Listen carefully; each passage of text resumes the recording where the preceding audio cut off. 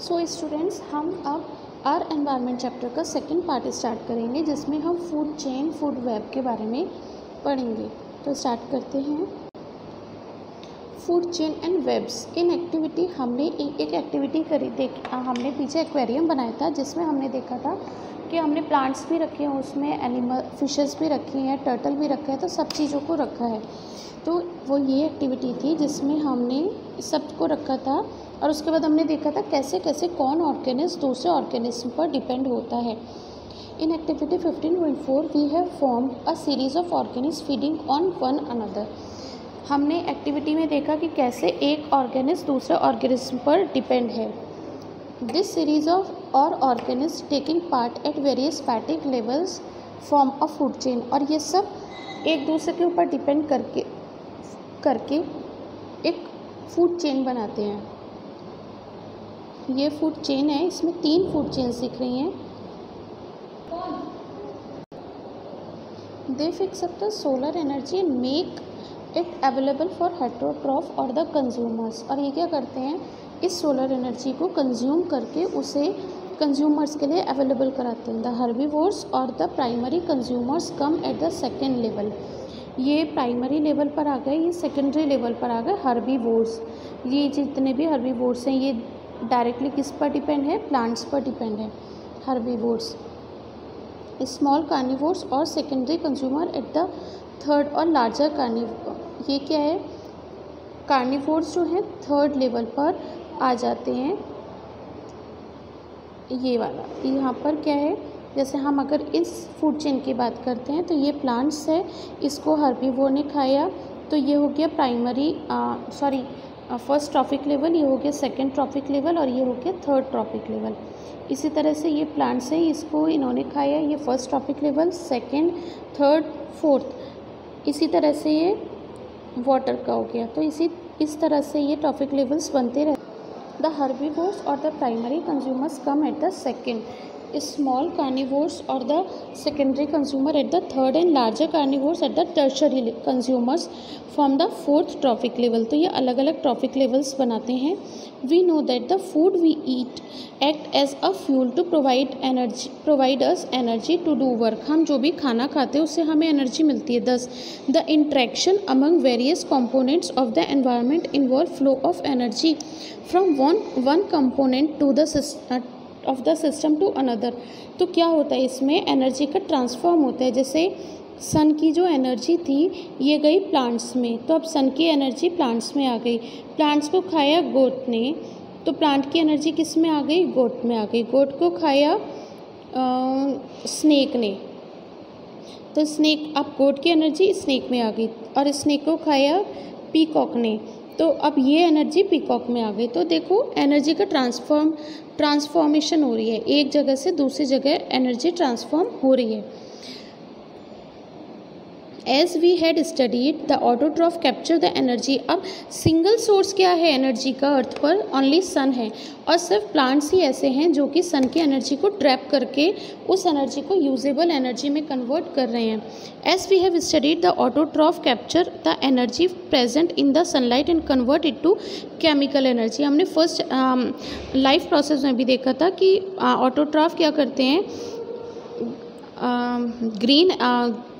Sun energy को या solar energy को केमिकल एनर्जी में कन्वर्ट करते हैं। This energy supports all the activities of the living world. और ये एनर्जी ही पूरे लिविंग वर्ल्ड में, पूरी अर्थ में जाती है। From autotroph the energy goes to the heterotroph. Autotroph हो गए प्लांट को खाया गोट ने, तो वो चली गई आगे हेटेरोट्रॉफ के पास। इसका मतलब ऑटोट्रॉफ से एनर्जी हेटेरोट्रॉफ में चली गई, और हेटेरोट्रॉफ को डिकम्पोजर्स ने डिकम्पोज कर दिया। अब ये एनर्जी आ गई डिकम्पोजर्स में, और डिकम्पोजर्स इसको रिलीज़ कर देते हैं। However as we saw in the previous chapter on sources of energy, when one form of energy is change to another.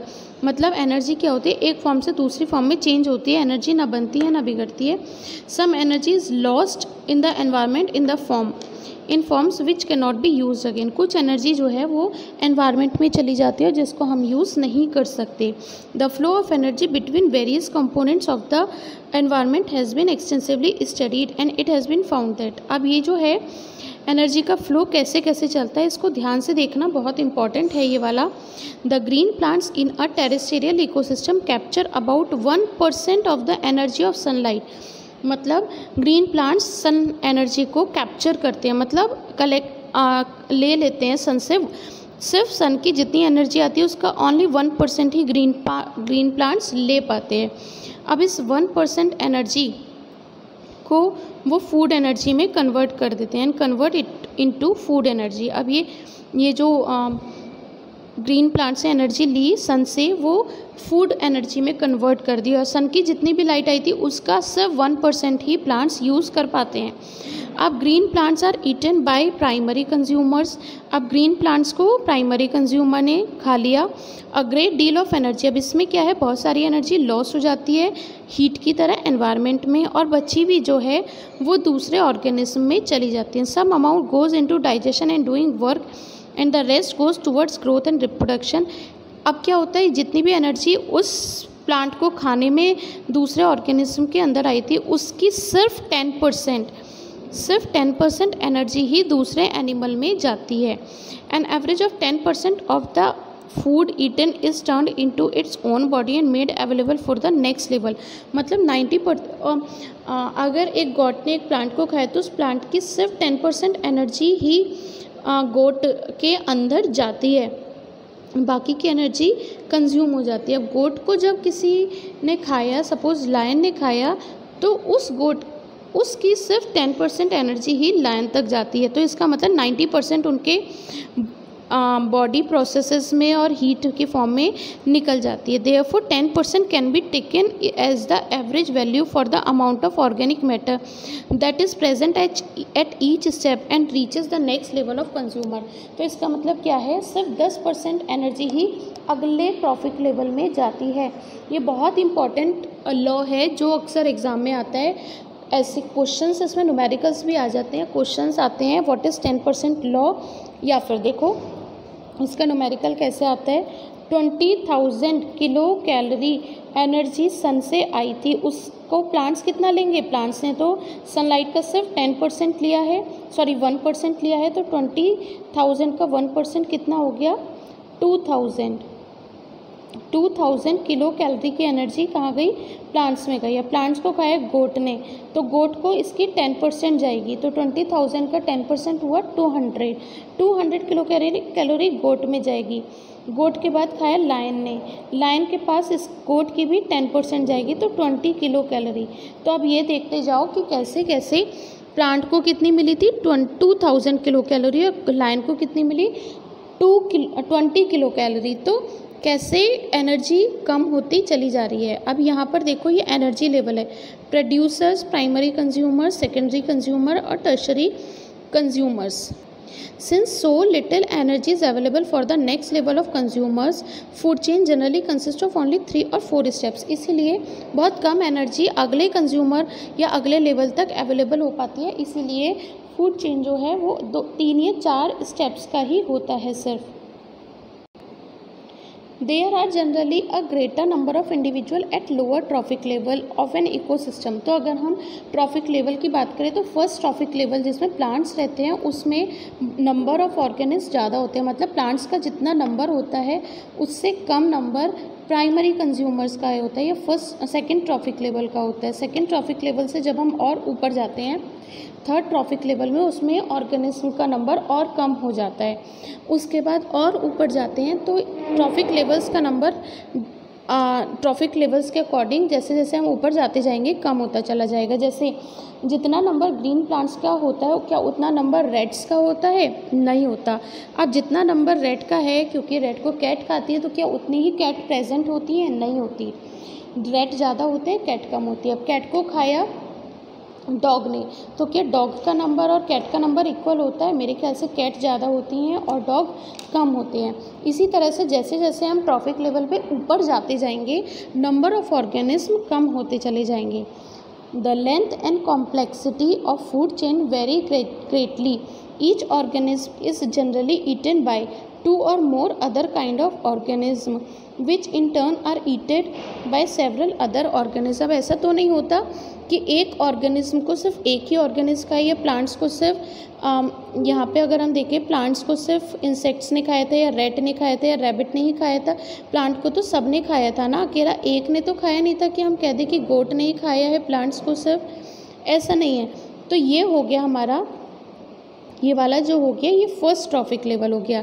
अब हम आगे चलते हैं, ये आ गया हमारा second trophic level. Second trophic level से जैसे अगर हम ऊपर चढ़ते हैं तो ऐसा नहीं है कि रैट को सिर्फ कैट ही खाएगी, रैट को स्नेक भी खा सकता है, रैट को ईगल भी खा सकती है। अब उसके बाद ये आता है थर्ड ट्रॉफिक लेवल। उसके बाद जैसे हम ऊपर जाते हैं, अब स्नेक है, स्नेक फ्रॉग को भी खा सकता है, बर्ड को भी खा सकता है, और रैट को भी खा सकता है, कैट को भी खा सकता है। तो क्या हो गया, स्नेक फिर भी थर्ड ट्रॉफिक लेवल पर आया। क्यों आया थर्ड पे? क्योंकि ये कार्निवोर में आता है। दूसरा, थर्ड ट्रॉफिक लेवल में ऐसा नहीं है कि एनिमल्स या की क्वांटिटी, अगर आप देखोगे तो स्नेक ऐसा नहीं है कि सिर्फ एक को ही खाए, स्नेक कई लोगों को, कई चीज़ों को खा रहा है। उसके बाद हम जब टॉप मोस्ट पर जाते हैं तो यहाँ पे और कम ऑर्गेनिज्म हो जाते हैं। जितना नंबर पीकॉक का होता है कि उतना नंबर स्नेक का उससे कम नंबर होता है। 100% स्नेक का नंबर पीकॉक से ज़्यादा होता है। तो ये होता है जैसे जैसे हम ट्रॉफिक लेवल पे ऊपर जाते जाते हैं, नंबर ऑफ़ ऑर्गेनिज्म कम होते चले जाते हैं। लाइक जितने आपको फ्रॉग मिल जाएंगे उतने आपको स्नेक नहीं मिलेंगे, स्नेक कम होंगे, फ्रॉग्स ज़्यादा होंगे। और इन सबको खाने वाला लायन है, तो लायन का नंबर बहुत कम होता है, लायन या टाइगर का, और ये इतने ऑर्गेनिज्म को खाते भी नहीं हैं। उसके बाद आता है ये थी, और इन सबको जब एक ऑर्गेनिज्म एक से ज़्यादा एनिमल्स खाते हैं तो ये कहलाता है फूड वेब। अब यहाँ पे देखो कई सारी जो फूड चेन आपस में मिल गई तो ये बन गया फूड वेब। देखो यहाँ पर लिखा भी है, So instead of a straight line food chain, the relationship can be shown as a series of branching lines called a food web। तो food web किसको बोलते हैं? जिसमें कई सारी food chains होती हैं जो आपस में interlinked होती हैं, उसको कहते हैं food web। आगे बढ़ते हैं। From the energy flow diagram, मतलब इन 15.4 ये जो एनर्जी फ्लो डायग्राम है, मतलब एनर्जी देखो यहाँ से सनलाइट है, सनलाइट से एनर्जी मिलती है प्रोड्यूसर्स को। प्रोड्यूसर्स कौन से होते हैं? प्लांट्स होते हैं। प्लांट्स को जिसने खाया वो हर्बीवोर्स हो गए। अब प्रोड्यूसर से एनर्जी हर्बीवोर्स पे पहुंच गई, हर्बीवोर्स से कार्निवोर्स पे पहुंच गई क्योंकि कार्निवोर्स हर्बीवोर्स को खाते हैं, और उसके बाद टॉप कार्निवोर्स के पास ये एनर्जी पहुँच जाती है, जैसे लायन हो गया या फिर टाइगर हो गया। तो अब क्या लिखा है? From the energy flow diagram two things become clear. Firstly the flow of energy is unidirectional, मतलब एनर्जी का फ्लो एक ही डायरेक्शन में होता है। मतलब सन से प्लांट में, प्लांट से हर्बीवोर्स में, हर्बीवोर्स से कार्निवोर्स में, कार्निवोर्स से टॉप कार्निवोर्स, मतलब अपोजिट नहीं होता है। ऐसा नहीं कि कार्निवोर्स से हर्बीवोर्स में जाए, ऐसा नहीं होगा, एक ही डायरेक्शन में चलता है। The energy that is captured by the autotroph does not revert back. जो भी एनर्जी ऑटोट्रॉफ लेते हैं, the energy that is captured by the autotroph does not revert back to the solar input and the energy which मतलब इसमें क्या बोला है कि जो एनर्जी ऑटोट्रॉफ मतलब प्लांट्स कैप्चर कर लेते हैं वो वापस सन को नहीं जाती। ये तो ऐसा तो होता ही नहीं है ना कि अगर किसी ने एक एनर्जी को एब्जॉर्ब कर लिया तो वापस चली जाएगी। जो एक बार प्लांट्स से सनलाइट एब्जॉर्ब कर ली वो प्लांट्स के पास ही रहेगी, वो वापस नहीं जाएगी। And the energy which passes to the herbivores does not come back to autotroph. और जो हर्बीवोर्स ने एनिमल्स को खाने के बाद एनर्जी ले लिया, एनिमल्स को खा लिया, हर्बीवोर्स ने प्लांट्स को खा लिया, तो अब एनर्जी हर्बीवोर्स के पास रहेगी, ऐसा नहीं कि वो वापस प्लांट्स के पास पहुंच जाए। अब कार्निवोर्स ने हर्बीवोर्स को खाए तो वो एनर्जी अब कार्निवोर्स के पास पहुंच जाएगी। As it moves progressively through the various trophic levels it is no longer available to the previous level. अब इस क्या मतलब है इसका? अगर सनलाइट से एनर्जी एक बार प्रोड्यूसर्स के पास चली गई तो वो एनर्जी वापस सनलाइट के पास नहीं जाएगी। अब प्रोड्यूसर्स को हर्बीवोर्स ने खाया तो अब ये एनर्जी वापस प्रोड्यूसर्स के पास नहीं जाएगी। हर्बीवोर्स को कार्निवोर्स ने खाया तो अब कार्निवोर्स की एनर्जी हर्बीवोर्स के पास नहीं जाएगी, और यही प्रोसेस चलता रहता है। Another interesting aspect of food chain is how unknowingly some harmful chemicals enter our body through the food chain।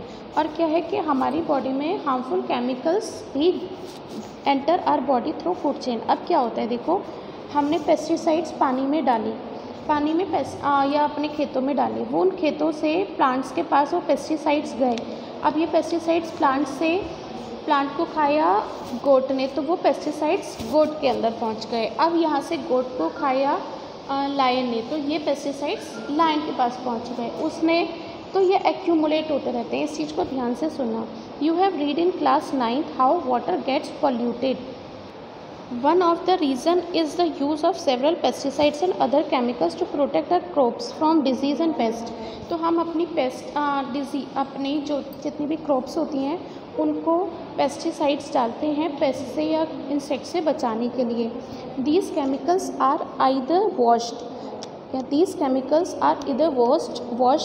down into the soil or into the water bodies। अब या तो ये सॉइल में एब्जॉर्ब हो जाते हैं या फिर धीरे धीरे बहकर पानी में चले जाते हैं। वाटर बॉडीज़ मतलब जो भी आसपास गंगा या नहर कैनाल जो भी होती है। From the soil these are absorb. अगर वो सॉइल में जाते हैं तो वो क्या होते हैं, प्लांट्स जैसे पानी को एब्जॉर्ब करते हैं, इसी तरह से ये इस पेस्टिसाइड्स को भी एब्जॉर्ब करते हैं with water and minerals. And from the water bodies these are taken up by aquatic plants. और वाटर बॉडी से कहाँ जाते हैं, ये एक्वेटिक प्लांट्स में और एनिमल्स में चले जाते हैं। अगर वो सॉइल में गए तो वो सॉइल से प्लांट्स एब्जॉर्ब कर लेते हैं वाटर मिनरल के साथ। अगर वो वाटर बॉडीज़ में जाते हैं तो एक्वेटिक प्लांट्स और एनिमल्स उनको एब्जॉर्ब कर लेते हैं। This is one of the ways in which they accumulate progressively. This is one of the way in which they enters the food chain. अब ये क्या है, प्लांट्स के अंदर अगर पहुँच गए तो फूड चेन में ऑटोमेटिकली पहुँच गए, क्योंकि फूड चेन में प्लांट्स आपका एक बहुत बड़ा रोल है। As these chemicals are not degradable, क्योंकि ये केमिकल्स जो होते हैं डिग्रेड नहीं होते। These get accumulated progressively at each trophic level. तो अगर एक गॉट ने 4 प्लांट्स को खाया है तो 4 प्लांट्स में जितने भी पेस्टिसाइड्स के या हार्मफुल प्रोडक्ट्स है वो 4 प्लांट्स से सीधे 4 प्लांट वाले कहाँ पहुँच गए, गोट के अंदर। अब गोट ने 4 प्लांट्स को खाया था तो वो चारों प्लांट्स के जितने भी हार्मफुल प्रोडक्ट्स है या पेस्ट के जो जितने भी ये पेस्ट था, ये केमिकल्स थे, वो कहाँ पहुँच गए, प्लांट के अंदर। और प्लांट से कहाँ पहुँच गए, गोट के अंदर। अब दीज गेट एक्यूमुलेटेड प्रोग्रेसिवली। अब उस गोट को खाया लायन ने। अब सपोज गोट ने लायन ने 5 गोट्स को खाया, तो अब 5 गोट के जितने भी ये केमिकल्स थे वो किसकी बॉडी में पहुँच गए, लायन के अंदर। तो ये बहुत इंपॉर्टेंट प्रोसेस है। As human being occupy the top level in the food chain. Human being omnivores होता है, इसलिए टॉप लेवल पर जाता है। The maximum concentration of these chemicals get accumulated in our bodies. और इसीलिए ये जितनी भी इनकी कंसनट्रेशन है सबसे ज़्यादा किसके पास पहुँचेगी, टॉप कार्निवोर्स में, क्योंकि एनर्जी तो लॉस होती है लेकिन ये जो केमिकल्स हैं ये एक्यूमुलेट होते रहते हैं। मतलब प्लांट्स में इतने थे, अब 4 प्लांट्स को खाया तो गोट के अंदर इतने आ गए, ठीक है। अब एक लायन ने 4 गोट्स को खाया, ये एक गोट के अंदर के थे, अब ऐसे 4 बार लाइन के अंदर चले गए, क्योंकि ये तो ख़त्म होते ही नहीं है। 1 2 3 4, तो सबसे ज़्यादा केमिकल्स कहाँ एक्यूमुलेट हुए, लाइन के अंदर। This phenomena is known as biological magnification. और इसको कहते हैं बायोलॉजिकल मैग्नीफिकेशन, जिसमें कि हार्मफुल केमिकल प्रोडक्ट्स जैसे जैसे हम ट्रॉफिक लेवल में ऊपर जाते हैं वो एक्यूमुलेट होते जाते हैं। एक्यूमुलेट मतलब इकट्ठे होते रहते हैं। This is the reason why are food grains such as wheat and rice, vegetable and fruits and even meat containing varying amount of pesticide residues, they cannot always be removed by washing or other means। तो ऐसा नहीं है कि हमने गेहूं को कितना भी धो लें या चावल को कितना भी धो लें, सब्जियों को धो लें तो ये पेस्टिसाइड्स हट जाते हैं, ये नहीं हटते हैं। इसीलिए आजकल ऑर्गेनिक फूड की डिमांड बढ़ गई है, क्योंकि ऑर्गेनिक फूड जो भी होता है उसमें सब कुछ नेचुरल, जैसे यूरिया खाद डालते हैं वो नेचुरल डालते हैं, उसमें कोई भी आर्टिफिशियल चीज़ नहीं डाली जाती, या जैसे हमने खाद के बजाय यूरिया डाल दी, ये सब नुकसान देते हैं। इसीलिए आजकल ऑर्गेनिक फूड की डिमांड बढ़ गई है, क्योंकि उसमें जब केमिकल्स नहीं होते तो वो हम अगर प्लांट से बिना केमिकल वाले खाएंगे तो वो धीरे धीरे प्लांट्स को, जिसने हम भी खा रहे हैं, तो हमारी बॉडी में ये पेस्टिसाइड्स नहीं एक्यूमुलेट हो रहे। तो ये क्वेश्चन बहुत बार आता है, what is biological magnification, why organic food demand is increasing day by day, इस टाइप के क्वेश्चंस आते हैं। एक्टिविटी है, newspaper reports about pesticides level in readymade food items are often seen these days and some states have banned these products. तो काफ़ी सारे states ने pesticides के कुछ प्रोडक्ट्स को बैन कर दिया। डिबेट इन ग्रुप, तो इन्होंने ये एक हमें टास्क दिया है कि हम इसे ग्रुप में करें, तो ये हमारे इसको छोड़ते हैं, आगे चलते हैं। What are trophic levels. तो ट्रॉफिक लेवल्स क्या होते हैं, जहाँ पे हम प्रोड्यूसर्स को, कार्निवोर्स को, ओमनिवोर्स को, हर्बीवोर्स को रखते हैं। Give an example of food chain and state the different trophic level in it. तो हम कोई से भी फूड चेन बना सकते हैं, लाइक प्लांट बना दे, प्लांट को किसने खाया, रेट ने खाया, रेट को किसने खाया, कैट ने खाया, कैट को किसने खाया, लायन ने खाया। तो ये फर्स्ट ट्रॉफिक लेवल हो गया, ये सेकंड हो गया, ये थर्ड हो गया और ये फोर्थ हो गया। मैंने तो इसे ऐसे लिख दी क्योंकि मेरे पास जगह नहीं थी, लेकिन आप ऐसे लिखेंगे 1, उसके बाद 2, उसके बाद 3 और उसके बाद 4, इस तरह से लिखेंगे आप ट्रॉफिक लेवल्स को। What is the role of decomposers in the ecosystem. Decomposers का बहुत बड़ा रोल है। अगर डिकम्पोजर्स नहीं होंगे तो जितने भी ऑर्गेनिक सब्सटेंस हैं वो इनऑर्गेनिक सब्सटेंसेस में कन्वर्ट नहीं होंगे, जो कि बहुत ज़रूरी है। ठीक है, चलिए अब इसके बाद नेक्स्ट जो टॉपिक है, how do our activities affect the environment, ये मैं नेक्स्ट वीडियो में आपको एक्सप्लेन करूँगी। Till then keep watching this video, again watch this video to make it clear. Thank you so much students, bye bye.